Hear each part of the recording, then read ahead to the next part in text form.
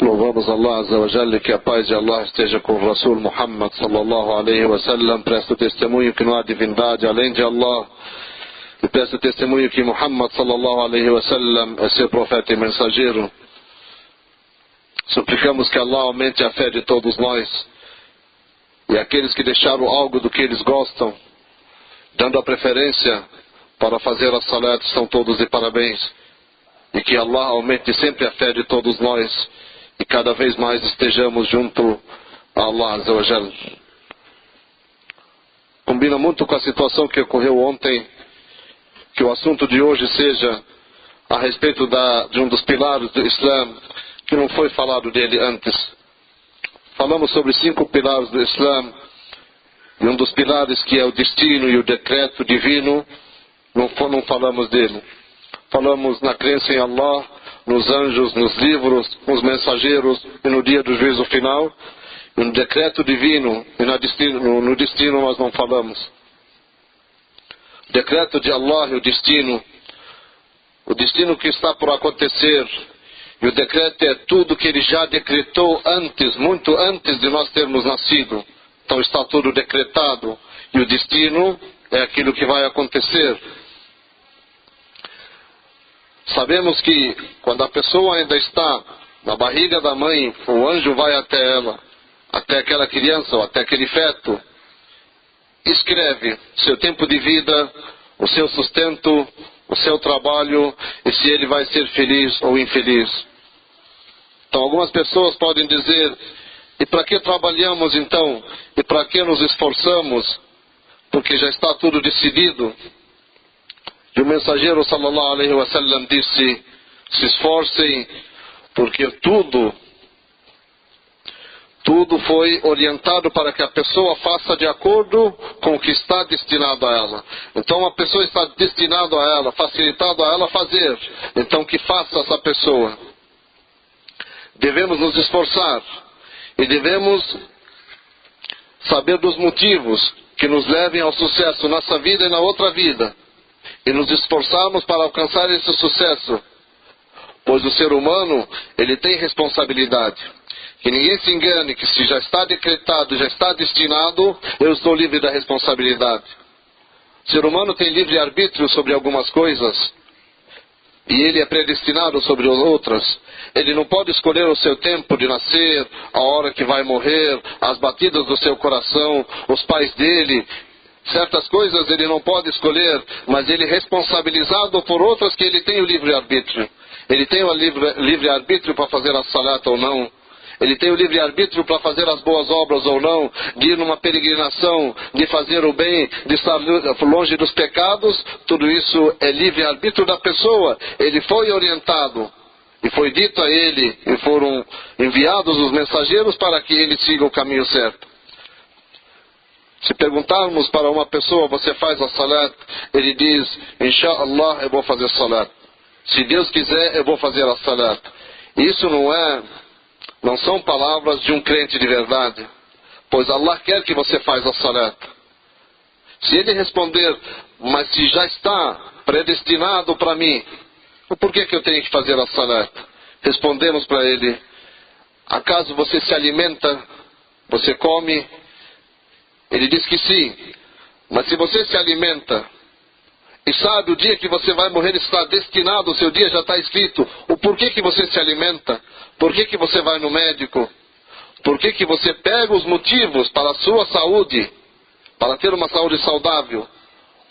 Você vai no médico, você procura um remédio, você se alimenta, você faz ginástica, e o seu tempo de vida já está limitado, determinado por Allah.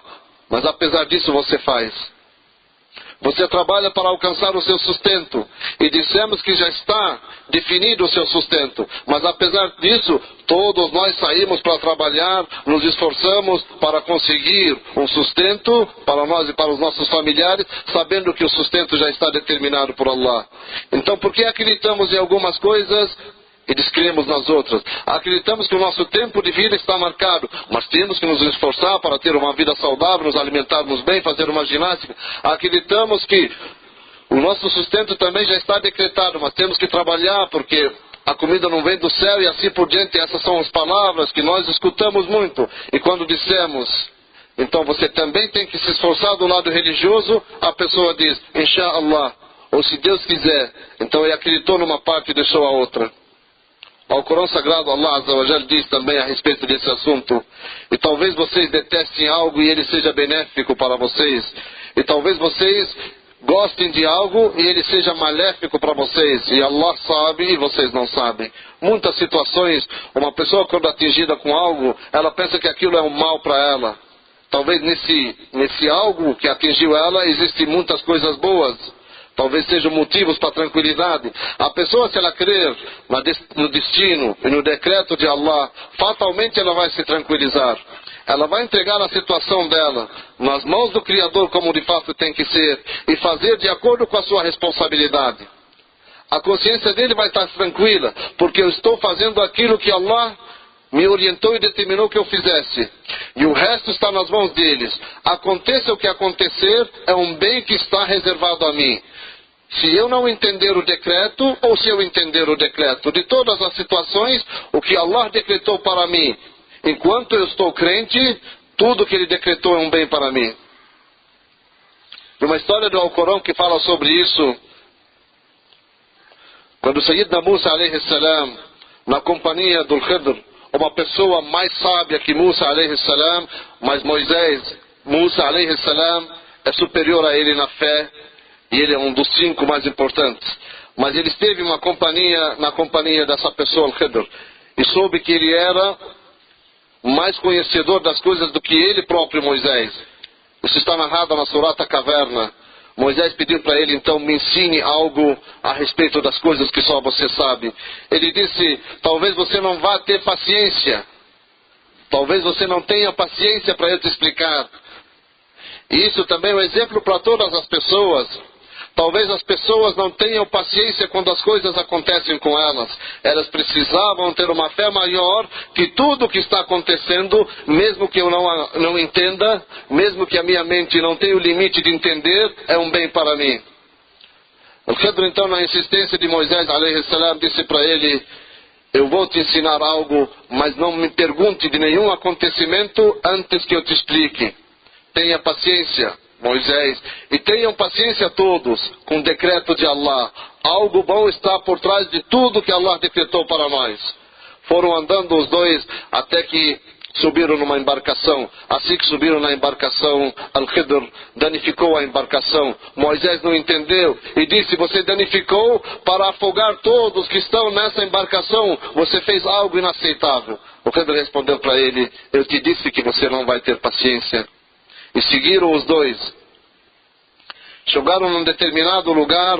Al-Khidr pegou uma criança que brincava talvez e matou ela. Moisés então ficou espantado e disse, você fez algo muito grande e inaceitável. Al-Khidr disse para ele, eu insisto em dizer, você não vai ter paciência para compreender os acontecimentos. Moisés então disse, eu cheguei no meu limite. Eu não quero mais te perguntar algo. E seguiram então. Chegaram numa cidade, famintos os dois, Moisés e o seu amigo Khidr, o seu companheiro. Famintos pediram uma comida. O pessoal da cidade não quiseram dar comida a eles. O Khidr aceitou e foi andando. E viu que o muro estava por cair. Chamou Moisés e disse, vamos reerguer esse muro.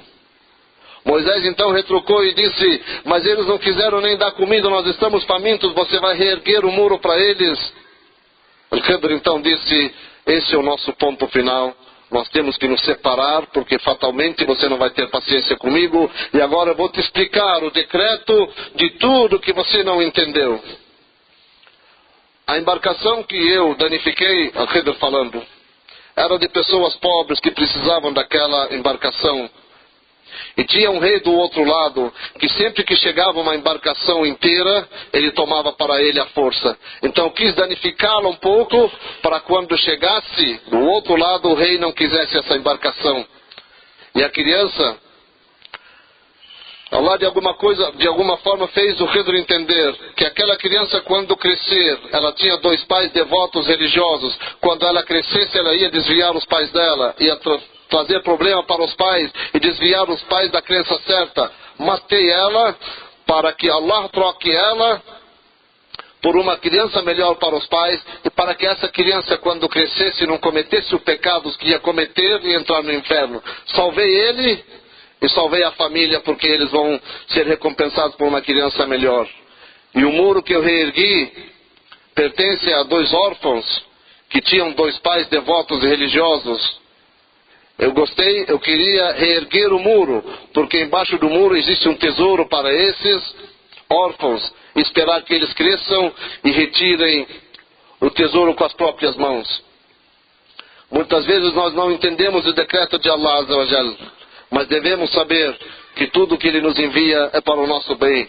E isso tranquilizar a nossa alma, tranquilizar a nossa consciência, tranquilizar a nossa mente, fazer aquilo que nos é determinado e entregar de bom grado o resto, nos amparando em Allah Azza wa Jal.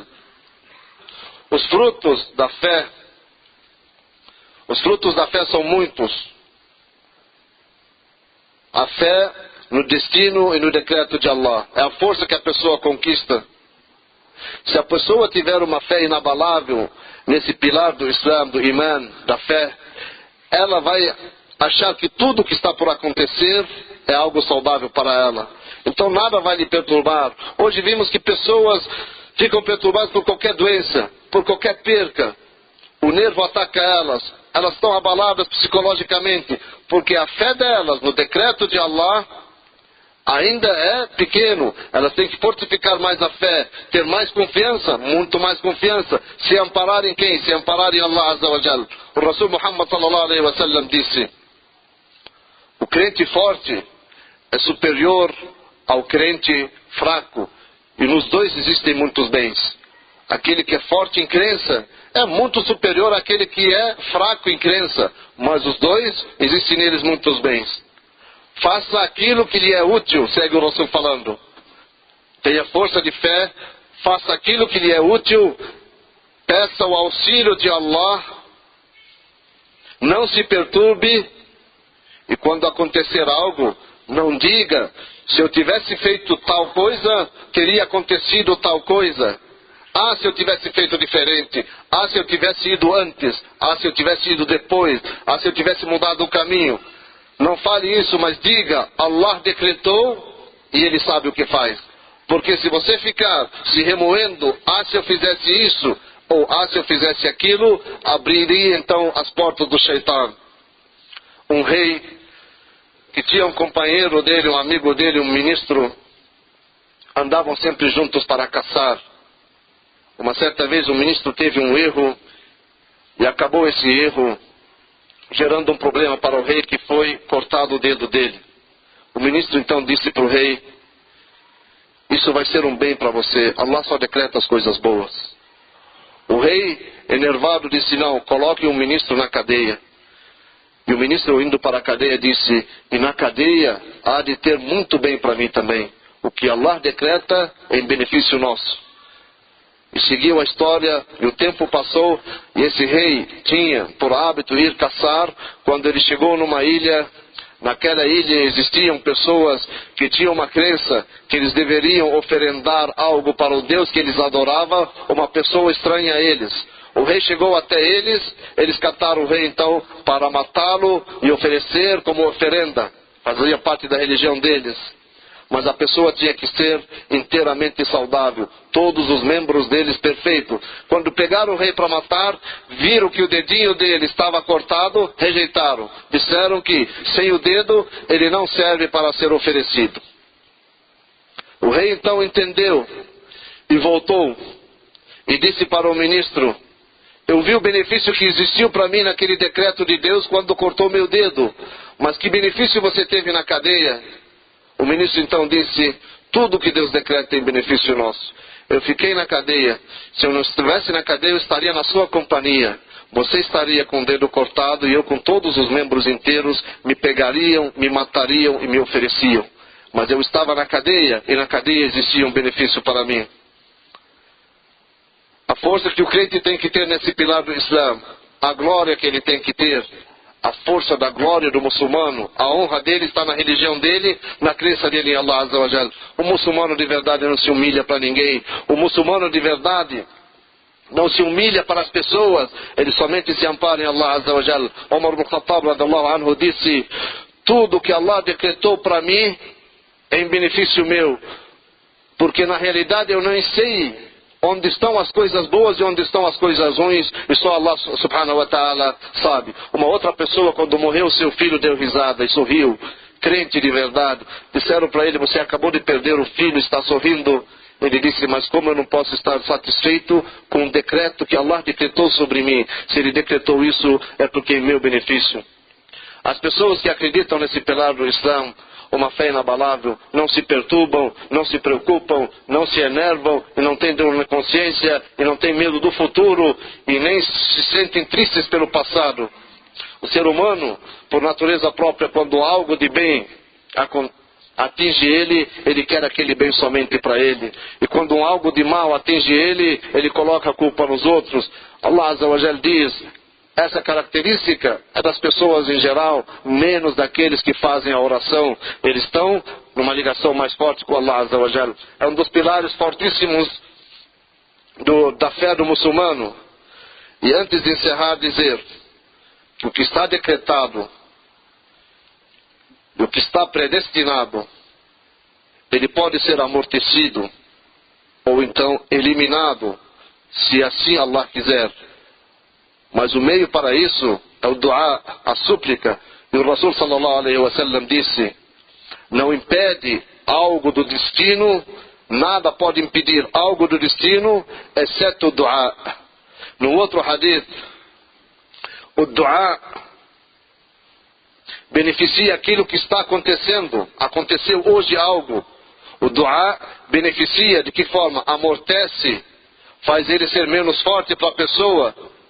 E também é benéfico para as coisas que estão por acontecer. No outro também ainda diz que o du'a e o destino, o decreto, se encontram no céu.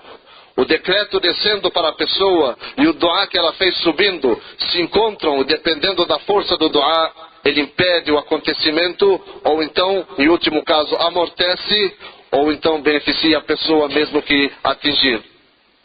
O último versículo do Alcorão Sagrado, que narra bem essa situação, diz: não há nenhuma desgraça que aconteceu na terra, ou em vocês próprios. Ela não aconteceu antes de estar escrita num livro. Tudo que aconteceu já está escrito. Por quê? Para que vocês não se entristeçam com o que passou e não se alegrem pelas conquistas futuras.